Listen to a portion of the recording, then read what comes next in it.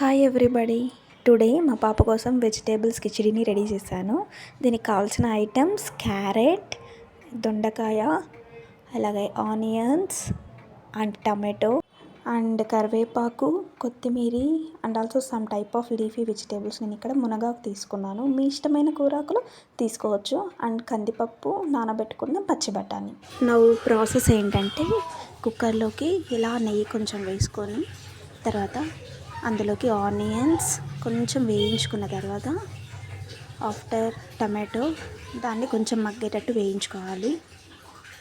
After that దొండకాయ, carrot, పచ్చి బఠానీ అలాగే మన ఆకుకూరలన్నీ వేసేస్తాము.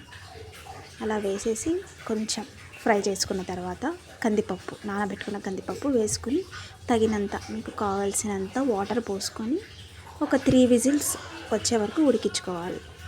చూసారు కదండి, కందిపప్పుని వెజిటేబుల్స్ని బాగా ఉడికించుకున్నాను. తర్వాత వాటర్ని కందిపప్పుని కొంచెం బాగా సపరేట్ చేసుకున్నాను. ఇది ఆల్రెడీ ఈ ప్రాసెస్ అంతా మీకు తెలిసిందే, కొత్తగా చెప్పాల్సిన అవసరం లేదు.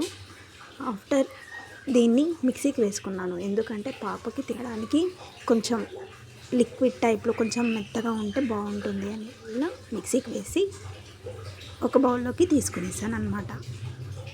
ఇప్పుడు పాపకి తినడానికి కూడా ఈజీగా